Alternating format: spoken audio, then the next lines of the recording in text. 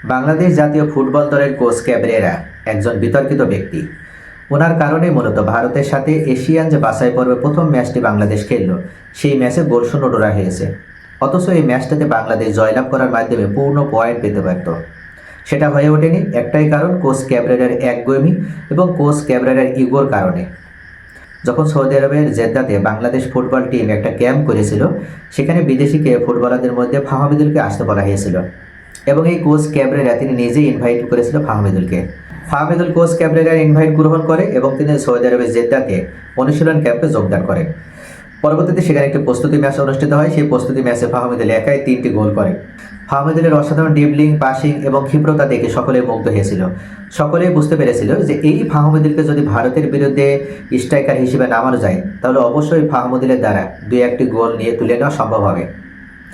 কিন্তু হঠাৎ করে কোচের কি এমন হলো যে কোচ ফাহমিদুলকে বাংলাদেশে না নিয়ে এসে আবার ইতালিতে ফিরে যেতে বলল। তখনই ষড়যন্ত্রের কথা বা সিন্ডিকেটের কথা দানা বেঁধে ওঠে যে কোচ ক্যাবরেরা হয়তো সিন্ডিকেটের কাছে বা সিন্ডিকেটেরই হয়তো একজন তিনি হবেন।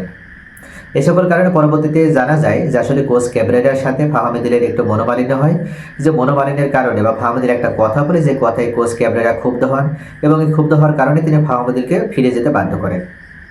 তবে এখন মাঝখানে অনেক পথ পার হয়ে গিয়েছে। সামনেই আবার 10ই জুন সিঙ্গাপুরের সাথে বাংলাদেশের ঘরের মাঠে আবার এশিয়ান কাপ বাছাই পর্বের ম্যাচ রয়েছে। এই ম্যাচে বাংলাদেশকে জিততে হবে, কারণ এটা তাদের হোম ম্যাচ। হোম ভেন্যুতে ম্যাচটা অনুষ্ঠিত হবে, সম্পূর্ণ নিজেদের কন্ট্রোলে থাকবে ম্যাচটা। এই ম্যাচটা যদি পুরোপুরিভাবে জিততে হয়, তাহলে অবশ্যই ফাহমিদুলকে আবার দলে অন্তর্ভুক্ত করতে হবে। ইতিমধ্যে কোচ ক্যাবরেরার আওতাধীন বাংলাদেশ জাতীয় ফুটবল টিম তারা 30টা আন্তর্জাতিক ম্যাচ খেলেছে। 30টা আন্তর্জাতিক ম্যাচের ভিতরে তারা জয়লাভ করেছে মাত্র 8টি ম্যাচে এবং পরাজিত হয়েছে তারা 15টি ম্যাচে, ড্র হয়েছে 7টি ম্যাচ। তাহলে এই পরিসংখ্যান থেকে বোঝা যাচ্ছে যে কোচ ক্যাবরেরার পারফরমেন্স বা কোচ ক্যাবরেরার পরিসংখ্যান খুব একটা ভালো না, অত্যন্ত নিম্নমানের একটা পরিসংখ্যান। কিন্তু এখন কোচ ক্যাবরেরা এই নিম্নমানের পরিসংখ্যান নিয়ে কিন্তু বাংলাদেশে তিনি টিকে থাকতে পারবে না।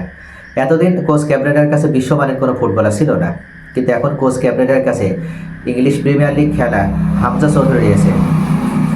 এখন কোচ ক্যাবরেরার কাছে কানাডিয়ান বাংলাদেশি বংশোদ্ভূত কানাডা জাতীয় দলের হয়ে খেলা সাবেক সব রয়েছে এবং এখন কিন্তু কোচ ক্যাবরেরা চাইলে আবার ফাহমিদুলকে দলে অন্তর্ভুক্ত করতে পারে। তাহলে এ ধরনের বিশ্বমানের যে ফুটবলাররা যে দলে রয়েছে, সেই দলের কোচ হিসেবে আপনি কিন্তু কোনোভাবে যেন তেন অজুহাত দেখিয়ে আর কখনো পার পাবেন না। পূর্বে আপনি পার পেয়েছেন, কিন্তু এখন কিন্তু কার পার পাওয়ার কোনো সুযোগ নেই।